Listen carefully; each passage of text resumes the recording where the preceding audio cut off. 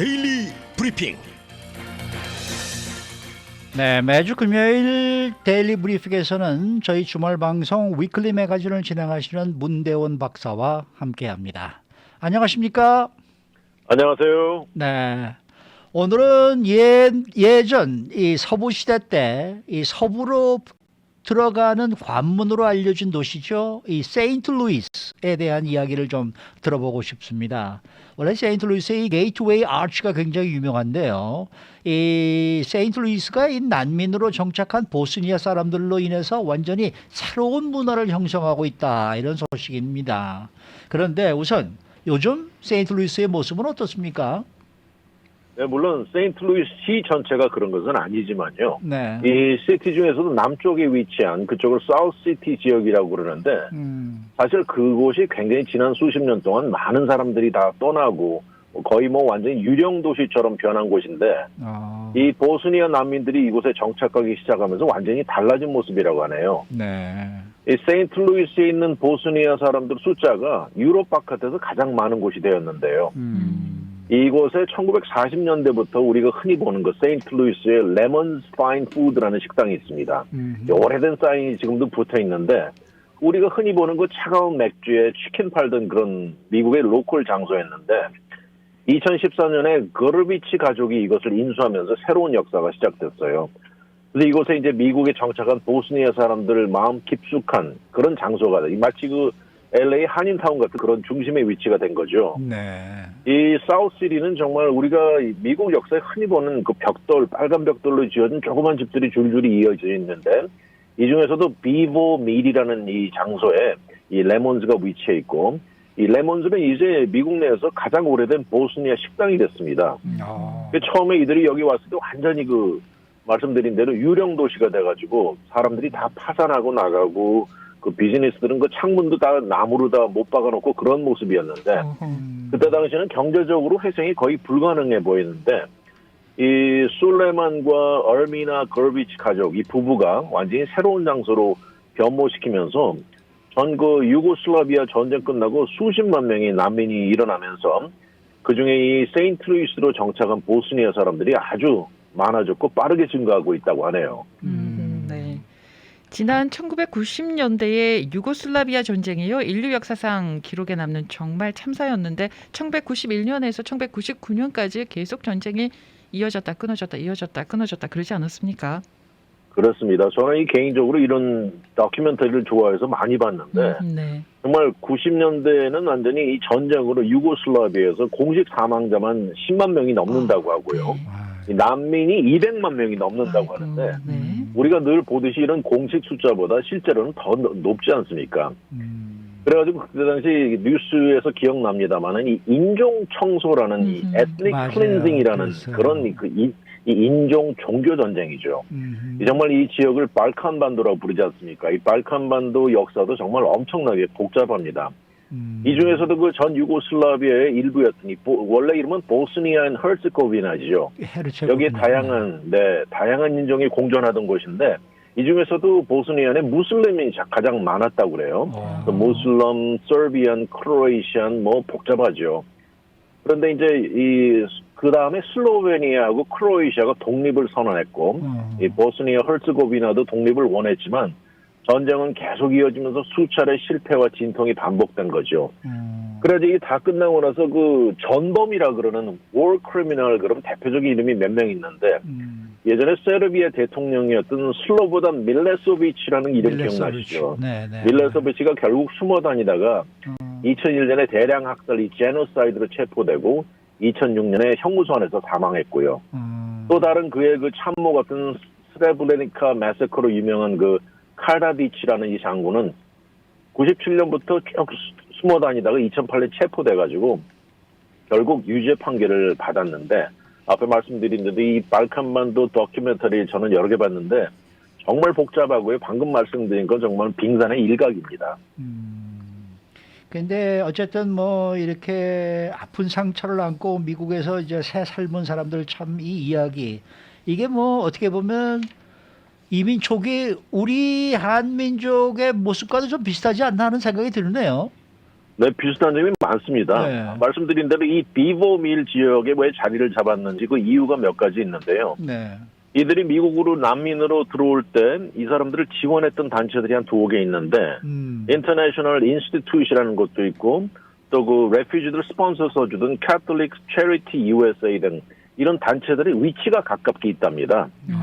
그러면서 이 사람들은 우리도 늘 그랬듯이 이민 온 사람들 영어 가르쳐주고 네. 주택 구입, 뭐 직업 알선 이런 데 큰 도움을 줬는데 그래서 이쪽으로 위치를 잡았고 또 세인트루이스가 생활비가 비교적 저렴하는 이유에서 많은 보스니아 사람이 이쪽을 이제 택했는데 지금 세인트루이스가 공식적으로 인구가 280만 명인데 보스니아인 숫자가 7만 명이라고 하니까 많이 늘어난 거죠. 그렇네요. 그래서 이 큰 그룹은 아직은 아니지만 이들이 풍부한 문화와 영향력이 크게 작용할 것으로 내다보면서 이 위치에 이 사람들도 이 동네 이름을 리틀 버스니아라고 이름을 지어가지고요. 이 많은 사람들이 그쪽에 가서 이제 체험을 한다고 하는데 1990년대 그때 당시 로컬 은행들이 이 난민들 무슨 크레딧이 있겠습니까? 네네. 크레딧 없이도 융자를 대출해주면서 많은 성장을 해서 이제는 리틀 버스니아를 이렇게 가보면요. 마켓은 물론이고 커피숍, 뭐 부처숍, 자동차 딜러, 식당, 트럭 회사, 보험회사 그리고 미국 내 최대 규모 보스니아 신문사까지 자리를 잡고 있습니다. 그래서 이 안에 가운데 세르빌리라고 부르는 이 멋있는 분수대가 있는데 이것이 보스니아의 유명한 그 지역에 있는 그 16세기부터 있던 유명한 분수대를 카피해서 만들어 놨다고 하는데 이 분수대가 그 사라예보의 심볼이었다고 하는데 사라예보 기억나시죠? 네, 예전에 네. 동계올림픽도 한번 일어났던 곳입니다. 그렇죠. 그렇군요. 자, 그런데 이 세인트루이스에 보스니아 커뮤니티가 형성되는데 아주 큰 역할을 한 주요 역할을 한 가족이 있다고 하는데요. 소개시켜 주시겠어요? 네, 이분들이 앞에 말씀드린 그 부부 걸비치 가족의 이 사람들인데 정말 이들의 노력은 눈물겹고 대단합니다. 아, 그래요. 이 사람들은 이 카페 안에서 요새는 뭐 보스니아 사람들 온 사람들 거의 막 서비스를 해주고 여기서 팔던 거 원래 아까 말씀드린 대로 미국 식당이었다 그러지 않습니까? 네. 거기서 팔던 치킨에다가 보스니아 맛을 약간 곁들여가지고 뭐 치킨 스니첼 이런 게 아주 인기라는데 이 정말 거기 사는 보스니아 사람들은 이 부부를 이 가족이 정말 그들에게 가장 중요한 존재라고 말을 하는데요. 그 중에서도 특히 그 부인 이름이 얼미나라고 부르는데 이 부인이 보스니아 사람들이 부르는 별명이 있습니다. 별명이 그냥 엄마입니다. 엄마, 마마. 네. 모든 사람들의 엄마인 거죠. 이 모든 보스니아 사람들에게 온정과 따뜻한 음식을 제공하면서 그녀의 마음속에는 모든 사람은 내 본인 집에 찾아온 손님으로 맞이했습니다. 이런 따뜻한 동정심 그 자체라고 하는데요. 예전을 회상하면서 이 술레만이 90년대 초에 난민이 그때 막 들이닥칠 당시에 아버지가 새벽에 잠을 깨웁니다. 잠을 깨서 어디로 가냐면 난민들이 도착할 시간에 무작정 세인트루이스 공항으로 가는 겁니다. 난민들을 무작정 차에 태우고 오는데 거기다 사인까지 들고 있습니다. 난민을 환영합니다라는 사인을 들고 그래가지고 이 사람들은 이 한 가정이 자기 집에 와서 머물다 어느 정도 능력이 돼서 다른 곳을 찾아 나가면 또 다른 가정이 그 자리를 메꾸고 이렇게 해서 일어설 수 있게 도와준 거죠. 그래서 이 마마라고 부르는 이 엄마 얼미나 씨는 매일 새벽 3시 반에 일어나서 일을 시작했다고 합니다. 그냥 식당만 운영한 게 아니네요. 말씀을 듣고 보니까 네, 예전에 그 파차파 캠프를 만든 안창호 선생님이 생각이 납니다. 이민 초기. 그러게요. 네, 대단하죠. 그녀에게 유일한 답은 예스라고 합니다. 네. 할 수 있다. 무조건 된다. 해보자. 네. 이런 의미가 있겠습니다. 어쨌든 뭐 이렇게 어려움을 딛고 세인트루이스에 정착한 보스니아 사람들 뭐 이 도시에 기여하는 게 상당히 많을 것 같아요.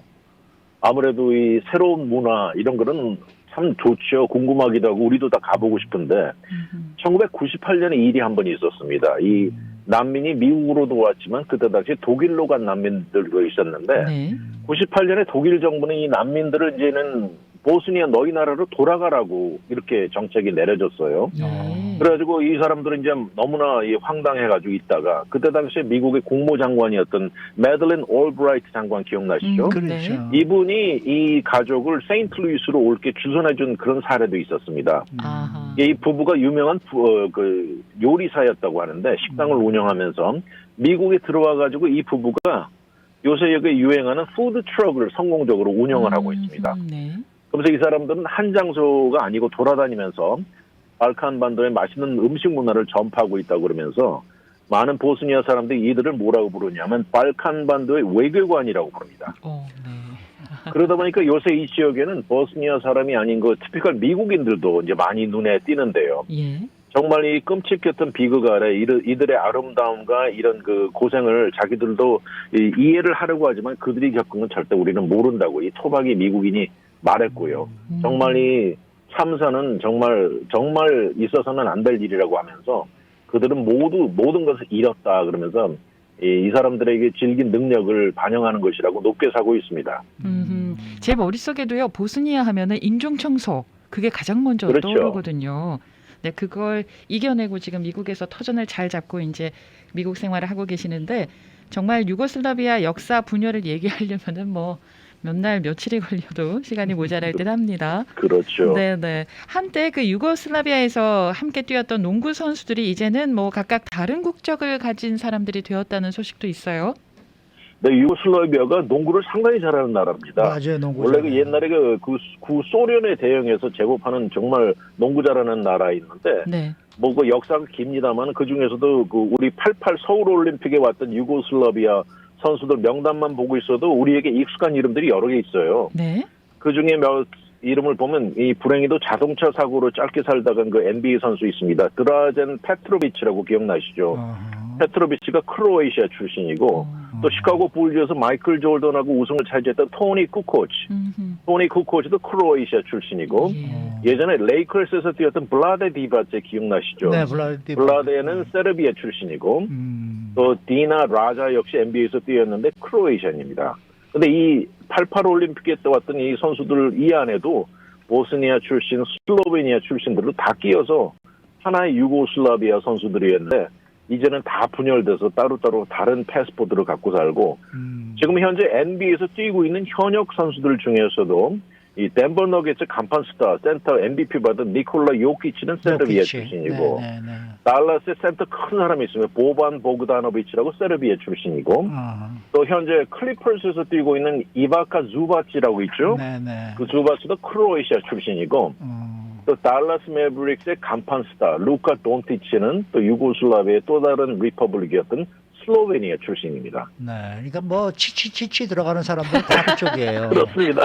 그저 뭐야 세계 1위 지금 저 테니스 스타 지금 뭐 이번에 호주 오픈에서 들어가지 못했던 그 선수 노박 조코비치도 지금 세르비아 아닙니까? 네, 세르비아 출신이죠. 네. 하여튼 이렇게 전쟁의 깊은 상처를 이겨내고 이렇게 또 세인트루이스의 유령 도시 같은 곳에 자리 잡아서 이렇게 새로운 마치 그 꽃이 새로 피어나듯이 다시 홈을 만들고 사는 모습을 보니까 마음이 참 따뜻하네요. 네. 근데 이게 지금 보니까 뭐 2013년도경에는 약 한 7만 명이 그쪽에서 살았다고 그러는데 지금은 또 그게 한 5만 명으로 줄었다네요. 이제 또 이분들도 이제는 또 다른 도시, 미국의 다른 쪽으로 옮겨가는 분들이 많은 모양이에요.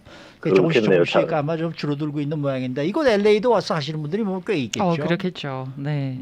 아무래도 일단 자리 잡고 이제 조금 정신을 차리고 이제 좀 더 좋은 방향으로 나가려고 그러겠죠. 네. 이런 걸 보면은 미국은 정말 이민의 나라 맞습니다. 이민자들이 부흥을 해야 미국도 역시 함께 부흥을 하지 않을까 싶은데요. 요새 유럽 여행을 가시는 분 중에서 이쪽으로 가시는 분들도 꽤 많더라고요. 이쪽이 아직도 그렇습니다. 뭐랄까 그 좀 친절하고 물가도 싸고 그다음에 아직도 그 예전 그 유럽의 모습을 가지고 있는 곳이 바로 이런 곳이다 해서 맞습니다. 그쪽으로 여행을 직접 가시는 그러한 여행객들이 많으시더라고요. 그렇습니다. 그 동구 유럽이 멋있는 데가 많다 그래요. 우리 아는 그 다뉴브 강 기억나시죠? 다뉴브 강도 다 그쪽에 있지 않습니까? 네. 여행 가고 빨리 싶네요. 어떻게 코로나가 이게 정리가 돼서 여행을 좀 가야 되는데 말입니다. 그러게요. 네. 수고 많으셨습니다. 감사합니다. 네, 지금까지 위클리 매거진을 진행하시는 문대원 박사와 함께했습니다.